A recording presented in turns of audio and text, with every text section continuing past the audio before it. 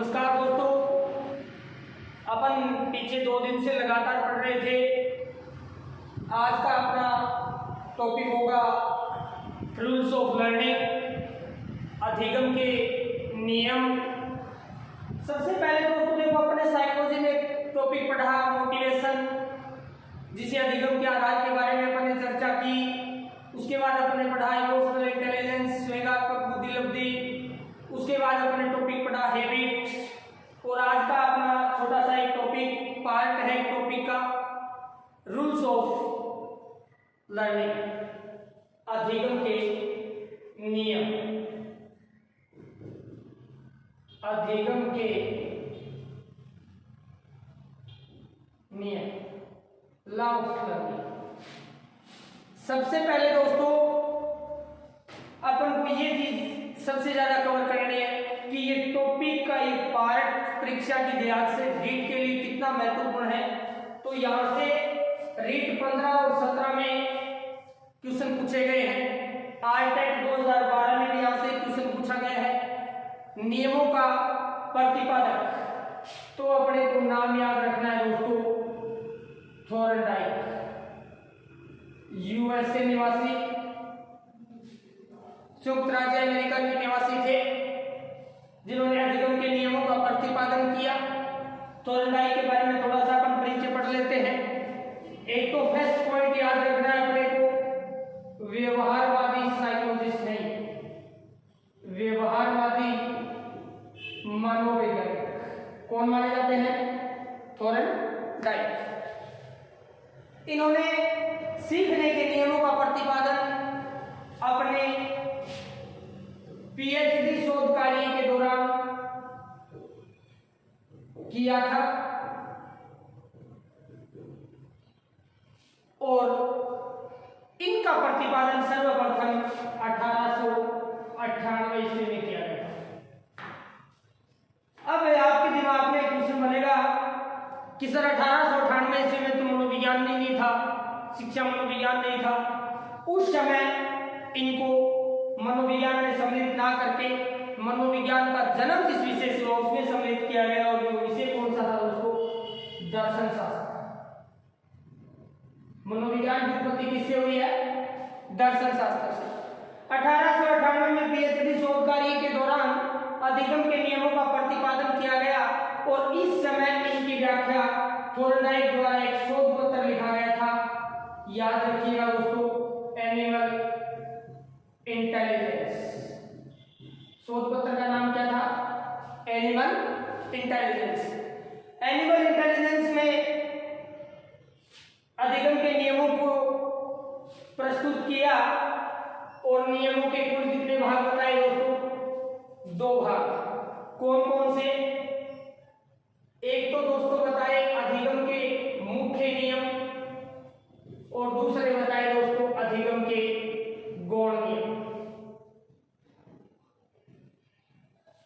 Question, अधिगम के Thorndike द्वारा बताए गए नियमों की कुल संख्या 8, मुख्य नियमों की संख्या दोस्तों 23, और गौण नियमों की संख्या दोस्तों 5।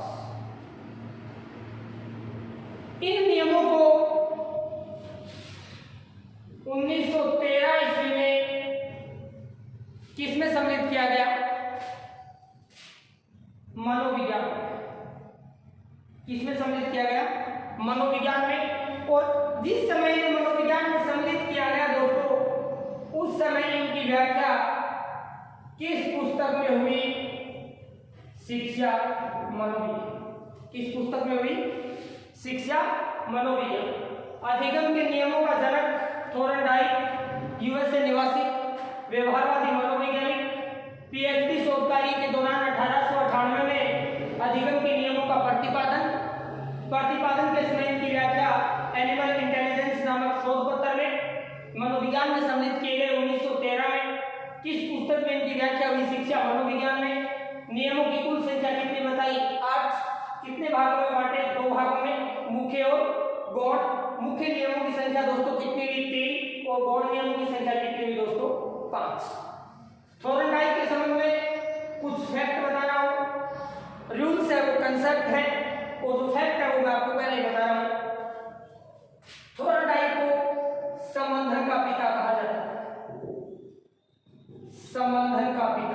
किसे माना जाता है दोस्तों?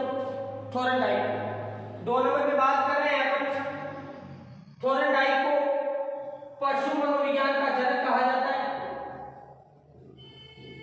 मनोविज्ञान की शाखाएं हैं, उन शाखाओं में एक शाखा है पशु मनोविज्ञान।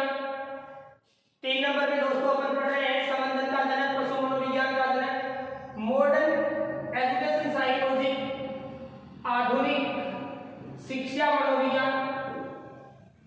इन तीनों का श्रेय किसे जाता है दोस्तों? थोरनडाइक को। बात रही कंसेप्ट की, संबंधन क्या है, तो दोस्तों याद रखिएगा, जहां उद्दीपक भी क्या हो, प्राकृतिक हो, और अनुक्रियाएं भी कैसी हो, स्वाभाविक हो। प्राकृतिक स्वाभाविक उद्दीपकों के प्रति स्वाभाविक अनुक्रियाएं घटित हो, वहां हमेशा स्थापना किसकी होती है दोस्तों? संबंधन की। साइकोलॉजी के अंदर अपने को शब्दावली पे फोकस करना है, शब्द क्या है, अर्थ क्या है इसका। प्राकृतिक उद्दीपकों के प्रति स्वाभाविक प्रतिक्रियाओं का घटित होना मनोविज्ञान में संबंधन कहलाता है। और संबंधन की गोचर की शुरुआत मनोविज्ञान में किसने की थी दोस्तों? थोरनडाइक ने की थी। विद एग्जांपल, भूखे व्यक्ति के सामने मिठाई रखने पर लार का आना,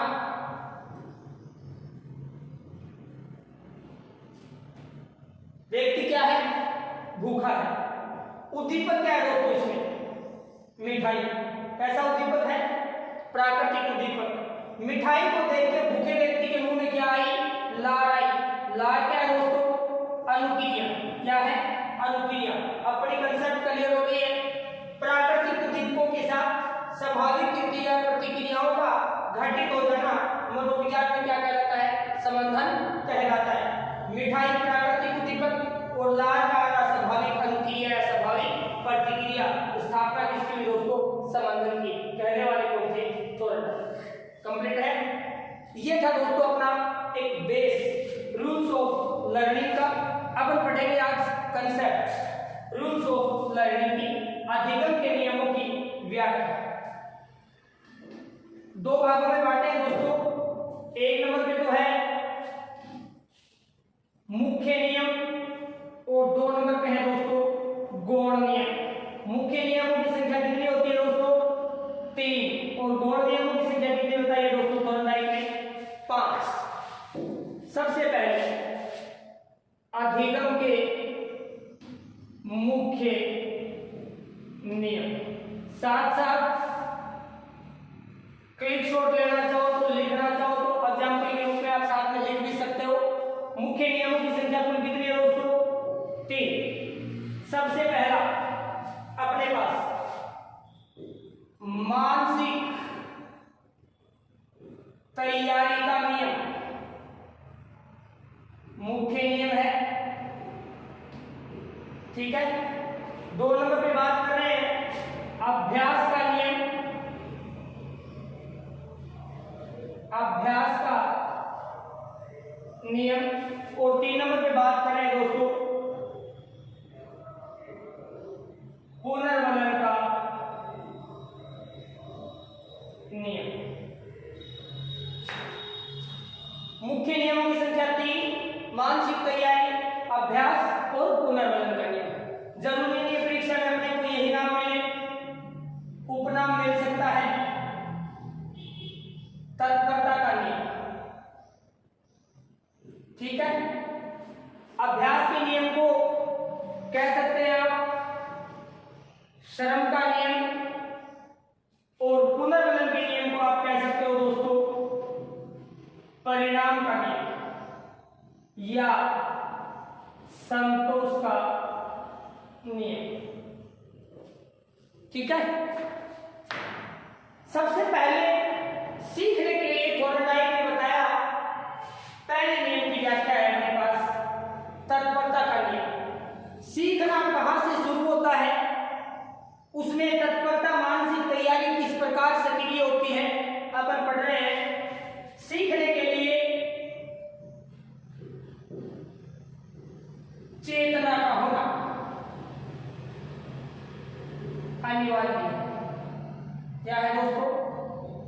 नहीं वाली है। ऐसा नहीं हो कि कक्षा कक्ष में बैठा बालक शारीरिक रूप से कक्षा कक्ष में हो और मानसिक रूप से कहीं अन्य विचरण कर रहा हो, तो वो बालक सीखने के लिए मानसिक रूप से क्या नहीं है, तैयार नहीं है। सीखने के लिए चेतना का होना जरूरी है। शिक्षक का इस नियम के अनुसार दायित्व है कि वो विद्यार्थियों को विषय वस्तु के प्रति जागृत करे और रुचि का क्या करे, सर्जन करे। क्या करे, रुचि का सर्जन करे। किस नियम के अनुसार, मानसिक तैयारी के नियम के अनुसार। सीखने के लिए केवल शारीरिक तत्परता नहीं दोस्तों, शारीरिक प्लस मानसिक तत्परता होनी चाहिए। क्या होनी चाहिए, शारीरिक और मानसिक तत्परता अनिवार्य बताई है। किसमें, थोरनडाइक ने। किस नियम के अनुसार, मानसिक तैयारी के नियम के अनुसार। बात करते हैं अपन एग्जाम्पल की। यहाँ से सेकंड ग्रेड में पहले से एग्जाम्पल पूछा गया था। आप घोड़े को तालाब तक ले जा सकते हो, उसे पानी पीने के लिए मजबूर नहीं कर सकते। तो दोस्तों अपने को इस उदाहरण से ये क्लियर करना है कि तैयारी क्या है। अपन दूसरा एग्जाम्पल लेते हैं कि आप एक बालक को कहां तक छोड़ सकते हैं, कक्षा कक्ष तक छोड़ सकते हैं। उस बालक को सीखने के लिए मजबूर नहीं कर सकते, सीखने के लिए मजबूर नहीं कर सकते। क्यों नहीं कर सकते, कारण बताएंगे अपन इस बात का। तभी तो आज बोला था कि आज फैक्ट नहीं कंसेप्ट। कक्षा जैसे छोटा बालक है, कक्षा 1 या कक्षा 2 का बालक विद्यालय से जी चुराता है, विद्यालय में जाने से जी चुराता है। माता पिता के भय से, दादा दादी के भय से, या माता पिता साथ जाके बालक को विद्यालय में छोड़ के आ गए। बालक को कहां पहुंचा दिया, कक्षा कक्ष तक। कहां पहुंचा दिया, कक्षा कक्ष तक। लेकिन गया किस रूप में, केवल और केवल शारीरिक रूप में। किस रूप में गया दोस्तों, शारीरिक रूप में। अब बालक विद्यालय समय में 8 क्लास लगातार विद्यालय में बैठा रहा और बैठे बैठे कक्षा में रोता रहा। शिक्षक के भय से रोना भी बालक ने क्या कर दिया, बंद कर दिया। लेकिन अल्फाबेट और वर्णमाला बालक नहीं सीख पाया। क्यों, क्योंकि इस बालक को शारीरिक रूप से तो कहां छोड़ दिया था, विद्यालय में, लेकिन बालक का मस्तिष्क कहां चल रहा था, मम्मी क्या कर रही होगी, दोस्त गली में खेल रहे होंगे, मेरे खिलौने वो ले गया होगा। ये सब वो बातें सोच रहा था जो इसने घर मूर्त रूप से छोड़ी थी। यानी बालक कक्षा कक्ष तक बालक को छोड़ दिया, लेकिन अल्फाबेट और वर्णमाला सिखाने में असफल रहे शिक्षक भी। क्यों, क्योंकि बालक मानसिक रूप से क्या नहीं था दोस्तों, तैयार नहीं था। बालक का मस्तिष्क उस गली, उस मोहल्ले, उस दोस्त और उस घर के अंदर ही था। इसलिए बालक मानसिक रूप से क्या नहीं था, तैयार। कह सकते हैं अपन कि शारीरिक और मानसिक तत्परता के बिना सीखना शुरू नहीं हो सकता। मानना किसका था, थोरनडाइक का। किस नियम के अनुसार, मानसिक तैयारी के नियम के अनुसार। ये था दोस्तों अपना अधिगम का पहला नियम, जो अपन ने पढ़ा कि शारीरिक और मानसिक तत्परता अनिवार्य है। 2 नंबर पे अपन ने पढ़ा है कि बालक चेतन मन से कक्षा कक्ष में विद्यमान होना चाहिए। किसी विषय वस्तु को सीखते समय उसके अंदर चेतना का होना अनिवार्य है। बात करते हैं श्रम का नियम या अभ्यास का नियम। थोरनडाइक ने इस नियम को 2 भागों में बांटा है। एक तो है उपयोग का नियम और दूसरा है दोस्तों अनुपयोग का नियम। उपयोग का नियम क्या है कि एक बार, या बोल सकते हो आप प्रथम स्थिति में अर्जित की गया ज्ञान या विषय वस्तु अगर बालक परिवेश में दिन उपयोग करता रहता है, प्रयोग करता रहता है, तो वो विषय वस्तु बालक की स्मृति में स्थायी बनी रहती है। अनुपयोग का नियम, एक को याद रखो, दूसरे को याद रखने की आवश्यकता ही नहीं है। एक स्थिति में अर्जित किया गया ज्ञान अगर परिवेश में प्रयोग में नहीं लाया जाता तो बालक का वो सीखा हुआ ज्ञान या वो विषय वस्तु स्मृति से विस्मृत हो जाते हैं। क्या हो जाते हैं? विस्मृत। अभ्यास का नियम या श्रम का नियम या उपयोग या अनुपयोग का नियम, एक परिस्थिति में सीखा गया ज्ञान परिवेश में दिनों दिन उपयोग किया जाता रहता है तो वो ज्ञान किसमें बना रहता है? स्मृति में बना रहता है। अगर एक बार सीखा गया ज्ञान प्रयोग में नहीं लाया जाता तो वो ज्ञान स्मृति से विस्मृत हो जाता है। अब एग्जाम्पल से क्लियर करते हैं। सबसे पहले अपन बात करते हैं कि सीखा गया ज्ञान स्मृति में किस प्रकार रहता है, किस नियम के अनुसार रहता है, कौन सा नियम अर्जित ज्ञान को स्थायी बनाता है। इस प्रकार के कुछ अप्लाइड क्वेश्चन यहां से बन सकते हैं। एग्जाम्पल है अपने पास कि करत करत अभ्यास के जड़मती हो सुजान, रस्सी आवत जात से सिल पर पड़त निशान। उक्त पंक्तियां थोरनडाइक के किस नियम पर आधारित हैं? तो नाम कौन सा आएगा दोस्तों? अभ्यास का नियम या श्रम का नियम या उपयोग या अनुपयोग का नियम। किसी कार्य को लगातार करते रहने से वो कार्य स्मृति में स्थायी स्वरूप ले लेता है। बात करते हैं अपने कक्षा के एग्जाम्पल से। कोई विद्यार्थी 2017 नीट की तैयारी की,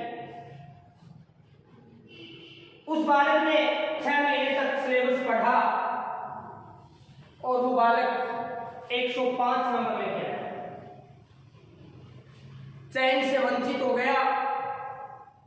परीक्षा हो जाने के पश्चात उस बालक ने अपना मटेरियल, नोट्स, बुक्स सब छोड़ दी और बालक आगामी 6 माह तक या 12 माह तक यूं ही घूमता रहा। क्या बालक ने इस 6 माह के दौरान सीखे गए ज्ञान का उपयोग किया है? नहीं किया। अब दोबारा रीट की चर्चा हुई, रीट 2020 के लिए वो बालक फिर भागा और उसने अपनी तैयारी वापस कहां से शुरू की? 0 से। क्यों? क्योंकि 2008 में पढ़ी हुई साइकोलॉजी, पढ़ी हुई लैंग्वेज, पढ़े हुए सब्जेक्ट्स उसने परिवेश में इसका उपयोग नहीं किया, इसलिए उसको वापस नौबत आई 2020 में। क्योंकि वो ज्ञान स्मृति से किसमें चला गया? विस्मृत हो गया। ज्ञान का क्या नहीं किया? उपयोग नहीं किया। क्या किया? अनुपयोग किया। सीखे गए ज्ञान को बार बार दोहराया नहीं, उस ज्ञान का अभ्यास नहीं किया, इसलिए ज्ञान क्या हो गया? विस्मृत हो गया। ये था दोस्तों 2 नंबर नियम अपना अधिगम में अभ्यास का या श्रम का नियम। याद रखना, शिक्षण में इसका उपयोग क्या है? स्मृति पर बल देने वाला नियम है। किस पे बल देने वाला है? स्मृति पर बल देने वाला नियम। कौन सा नियम है दोस्तों? अभ्यास का नियम। क्लियर है? अपन पढ़ते हैं 3 नंबर बिंदु, तीसरा नियम, पुनर्वलन का नियम, परिणाम का नियम, संतोष का नियम। इस नियम में 1930-31 ईस्वी में एक संशोधन भी किया था। जिस समय नियमों का प्रतिपादन किया गया उस समय इस नियम में केवल और केवल सकारात्मक पुनर्वलन को महत्व दिया गया। कैसा पुनर्वलन? सकारात्मक, यानी जिस कार्य को करने के पश्चात ऊर्जा प्रदान करने वाले उत्तेजक प्रस्तुत किए जाएं तो बालक की कार्य में रुचि बनी रहती है। ये कैसा पुनर्वलन था दोस्तों? सकारात्मक। एग्जाम्पल, प्रशंसा, पुरस्कार। किस एग्जाम्पल को उदाहरण? सकारात्मक। ये बात कर रहा हूं दोस्तों 1898 से लेके 1930 तक। केवल और केवल सकारात्मक पुनर्वलन को स्वीकार किया गया। बात करते हैं अपन पुनर्वलन का नियम, परिणाम का नियम, संतोष का नियम। यानी वो कार्य जिनको करने के पश्चात अधिगमकर्ता को सुख की अनुभूति होती है।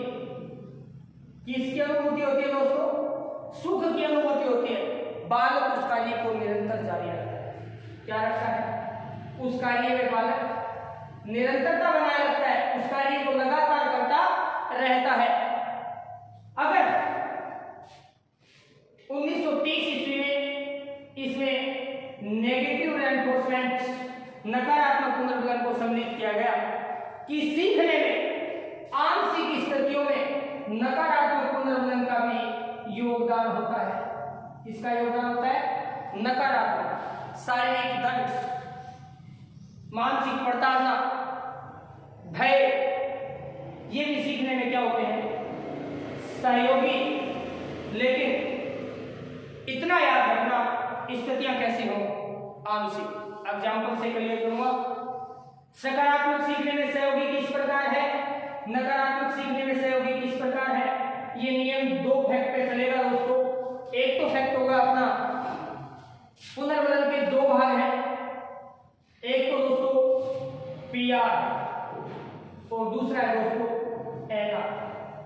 पॉजिटिव रेनफोर्समेंट, नेगेटिव रेनफोर्समेंट, सकारात्मक पुनर्बलन, नकारात्मक पुनर्बलन। सकारात्मक पुनर्बलन प्रशंसा, पुरस्कार, सम्मान, उपहार, क्या है? सकारात्मक पुनर्बलन। शारीरिक दंड, मानसिक प्रताड़ना, कैसे पुनर्बलन? नकारात्मक। सीखने में दोनों सहयोगी। प्रतिपादन के समय सिर्फ किसको माना गया? सकारात्मक को। 1930-31 ईस्वी में नकारात्मक पुनर्बलन के नियम में संशोधन किया गया और उस समय किसको जोड़ा गया? नकारात्मक पुनर्बलन को। कि नकारात्मक पुनर्बलन भी आंशिक स्थितियों में सीखने में क्या हो सकता है? सहयोगी। क्यों? बुरी आदतों को छुड़वाने में किसका उपयोग किया जाएगा? एग्जाम्पल लेते हैं। आपके विद्यालय का कोई छात्र विद्यालय संपत्ति को नुकसान पहुंचाता है, विद्यालय में लगे बगीचे में पौधों को तोड़ता है, उस बालक को प्रशंसा करोगे आप, उस बालक को पुरस्कार दोगे, उस बालक को आप उपहार दोगे, बालक दूसरे दिन 2 से 4 और तोड़ेगा, क्योंकि उसे क्या मिला है? पुरस्कार मिला है। इस आदत को छुड़वाने के लिए बालक में शारीरिक दर्द देके भय का प्रादुर्भाव कीजिए। इसका प्रादुर्भाव कीजिए, भय का। लेकिन इस पुनर्बलन का उपयोग जब किया जाए जब आदतें स्थायी स्वरूप लेने में हो। किसमें हो? स्थायी स्वरूप लेने में हो। ऐसा नहीं हो पहली दफा बालक को आप शारीरिक दर्द दे रहे हैं, गलत। बालक के व्यवहार को समझिए, उसके पश्चात निर्धारित कीजिए कि बालक के व्यवहार में वांछित परिवर्तन किस प्रकार लाए जा सकते हैं। अगर आवश्यकता हो आंशिक स्थितियों में तो किसका प्रयोग किया जाए? नकारात्मक पुनर्बलन। सकारात्मक पुनर्बलन सीखने में सर्वाधिक सहयोगी है। आपकी कक्षा का कोई विद्यार्थी कक्षा कक्ष में प्रथम स्थान प्राप्त करता है, आपके विषय में अच्छे अंक लेके आता है, आप बालक को प्रतिभा सम्मान समारोह है, विद्यालय के वार्षिक उत्सव 15 अगस्त 26 जनवरी पे बालक को सम्मानित कीजिए। बालक में एक नए उत्साह का सर्जन होगा, बालक और अच्छा करने की कोशिश करेगा, क्योंकि पुनर्बलन कैसा दिया दोस्तों? सकारात्मक। जिन कार्यों को करने से अधिगमकर्ता को सुख की अनुभूति होती है, आनंद की अनुभूति होती है, बालक उस कार्य को निरंतर करता रहता है। जिस कार्य को करने से बालक को कष्ट, दुख और बेचैनी का अनुभव होता है, बालक उस कार्य से उतनी ही दूरी बना लेता है। 1930-31 ईस्वी के संशोधन में थोर्नडाइक का मानना था दोस्तों कि सीखने में नकारात्मक पुनर्बलन का भी प्रयोग किया जा सकता है, लेकिन स्थितियां कैसी होनी चाहिए? आंशिक होनी चाहिए। कैसी होनी चाहिए? आंशिक। अपने मुख्य नियम कंप्लीट। प्रश्न पूछ सकता है स्मृति पर बल देने वाला अधिगम का नियम है। आपका जवाब होना चाहिए दोस्तों अभ्यास या श्रम का नियम। बालक में रुचि सर्जन करने के लिए किस नियम का प्रयोग किया जाए? सीखने के लिए अधिगमकर्ता को तैयार करने के लिए किसका प्रयोग किया जाए? बालक को अभिप्रेत करने के लिए किसका प्रयोग किया जाए? तो नाम आएगा दोस्तों तत्परता। बात करते हैं अधिगम के गौण नियम। संख्या कितनी बताई दोस्तों? 5। कितनी संख्या है? 5। सबसे पहले बहुप्रतिक्रिया का नियम। 2 नंबर पे दोस्तों आंशिक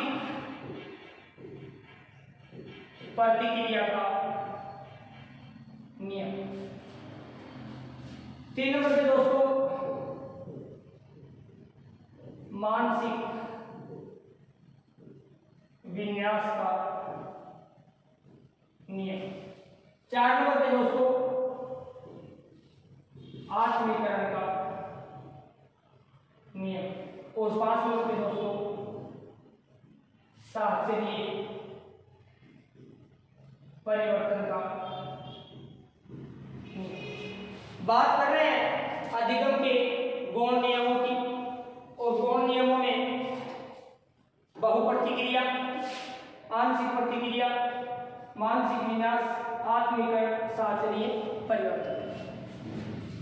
किस प्रकार सीखता है बहुप्रतिक्रिया से? किसी कार्य के प्रति अनेकों अनुक्रिया।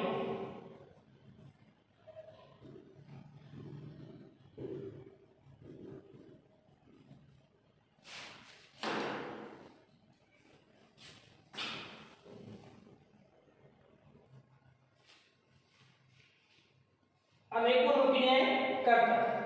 बात 2 नंबर नियम अपना आंशिक प्रतिक्रिया का नियम। अंश या टुकड़ों में विभाजन करते हैं, जिसे पेडागोजी में आप दोस्तों विश्लेषण की संज्ञा भी दे सकते हैं। 2 नंबर पे अपना मानसिक विन्यास का नियम। उपनाम याद रखिएगा अभिवर्ती का नियम या मनोवर्ती का नियम। सकारात्मक दृष्टिकोण पीए पॉजिटिव एटीट्यूड सीखने में क्या होता है? सहयोग। 4 नंबर पे आत्मीकरण का नियम। 2 बातें याद रखिए दोस्तों पूर्व ज्ञान प्लस नवीन ज्ञान, दोनों के अंदर संबंध स्थापित करके सीखना कौन सा नियम है? आत्मीकरण का नियम। साहचर्य परिवर्तन का नियम। प्रथम परिस्थिति में किए गए व्यवहार को आगामी परिस्थिति में प्रयोग करना कौन सा नियम दोस्तों? साहचर्य परिवर्तन का नियम। अब अपन पढ़ते हैं एग्जाम्पल। ऐसे क्लियर नहीं होगा ये, एग्जाम्पल से क्लियर होगा। बहुप्रतिक्रिया का नियम। किसी एक काम को सीखने के लिए अनेकों अनुक्रियाएं करना, एक विधि से प्रयोग करना, दूसरी विधि का प्रयोग करना, तीसरी विधि का प्रयोग करना, उस कार्य को बार बार करना, उस कार्य के प्रति अधिगम करना, अनेकों अनुक्रियाएं करता है। कौन सा नियम होता है? बहुप्रतिक्रिया का नियम। छोटा बच्चा होता है अपने घर में, बच्चे को ट्राईसाइकिल गिफ्ट कर दी बर्थडे पे, बच्चा चला लेता है? नहीं चला पाता। लेकिन उस साइकिल के साथ बालक लगातार क्या करता है?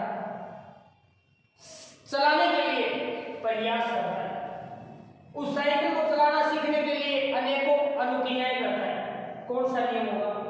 बहुप्रतिक्रिया का नियम। स्कूल टाइम याद कीजिए अपना। फर्स्ट टाइम में अपने टाइम वाले ने सीख ली थी क्या स्कूल में? नहीं, कभी छोटी, कभी बड़ी, कभी नीचे, कभी ऊपर। लेकिन धीरे धीरे 8th 9th 10th तक अपन ने अच्छी तरीके से टाइम वाला सीख लिया था। किस नियम का? बहुप्रतिक्रिया का नियम। आंशिक प्रतिक्रिया, विषय वस्तु को खंडों में विभाजित करके अधिगम अर्जन करना। कौन सा नियम होगा दोस्तों? आंशिक प्रतिक्रिया का नियम। कैसे? साइकोलॉजी के अंदर आपके 6 यूनिट्स हैं। प्रत्येक यूनिट को आपने अलग अलग भागों में बांटा। किस टॉपिक से किस लेवल का प्रश्न पूछा है, उसी लेवल से आपने उसको तैयार किया। कौन सा नियम लगाया आपने? आंशिक प्रतिक्रिया का। साइकोलॉजी किस नियम से सीखी आपने? टुकड़ों में विभाजित करके सीखी। कौन सा नियम लगा? आंशिक प्रतिक्रिया। सकारात्मक दृष्टिकोण, मानसिक विन्यास, अभिवर्ती या मनोवर्ती, तीनों चारों में एक ही बात है दोस्तों। जिस विषय को आप सीख रहे हैं, जिस कार्य को आप सीख रहे हैं, जो आप अर्जित करना चाहते हैं, उस कार्य के प्रति पहले अपनी सोच, अपना दृष्टिकोण क्या बनाओ? पॉजिटिव बनाओ। अभिवर्ती के 2 प्रकार हैं, PA और NA। Positive attitude, negative attitude. Positive, मैं कर सकता हूं, ये मुझसे नहीं होगा। मैं कर सकता हूं और ये मुझसे नहीं होगा। 2 समझ है मेरे पास। मैं कर सकता हूं, मेरे लिए कोई भी विषय कठिन नहीं है, मैं बहुत अच्छे से सीख जाऊंगा। विषय के प्रति अधिगमकर्ता का दृष्टिकोण कैसा है? सकारात्मक। साइकोलॉजी बहुत हार्ड है, मैं कैसे कर पाऊंगा, मैं नहीं सीख पाऊंगा, मेरे सब्जेक्ट ही नहीं रहा ये, मैंने आज तक ये सीखी नहीं। उस विषय के प्रति दृष्टिकोण कैसा है दोस्तों? नकारात्मक। पॉजिटिव एटीट्यूड सीखने में क्या होता है? सहयोगी होता है। मनुष्य के सामने लक्ष्य कोई बड़ा नहीं, हारा हुआ है दोस्तों जो आज तक लड़ा नहीं। इस नियम का उदाहरण है मानसिक विन्यास का नियम। आत्मीकरण का नियम, जो ज्ञान सीख चुके हैं वो तो कैसा ज्ञान है दोस्तों? प्राचीन। और जो सीखना चाहते हो वो ज्ञान कैसा है दोस्तों? नवीन। दोनों के अंदर क्या होना चाहिए? संबंध स्थापित करके सीखा जाएगा। कौन सा नियम लगेगा? आत्मीकरण का नियम। जैसे बालक को ज्ञान है गिनती और पहाड़े का, और अपन बालक को सिखाना चाहते हैं गणितीय संक्रियाएं। सीखा गया ज्ञान गिनती और पहाड़े का प्रयोग बालक किसमें करेगा? संक्रियाओं में। गिनती और पहाड़े कैसा ज्ञान है? प्राचीन। और संक्रियाएं कैसा ज्ञान है दोस्तों? नवीन। दोनों में समझ स्थापित करके सीख रहा है। किस नियम का प्रयोग कर रहा है? आत्मीकरण का नियम। शास्त्रीय परिवर्तन, समान परिस्थिति में दो व्यवहार को दोहराना। कौन सा नियम लगेगा दोस्तों? शास्त्रीय परिवर्तन। एग्जाम्पल, पुत्र वियोग में माता का छायाचित्र से बातें करना। किस नियम का उदाहरण है? शास्त्रीय परिवर्तन। क्वेश्चन दोस्तों यहां से पूछ सकते हैं। अप्लाइड एजुकेशन बता रहा हूं आपको। शिक्षण प्रक्रिया में अंश से पूर्ण की ओर शिक्षण सूत्र किस नियम की देन है? आंशिक प्रतिक्रिया। स्मृति पर बल देने वाला नियम अभ्यास का नियम। प्रेरकों पर बल देने वाला नियम मानसिक तैयारी का नियम। रूल्स हैं 8, क्लियर करवाए आपको। धन्यवाद। आगामी क्लास के लिए इंतजार कीजिए।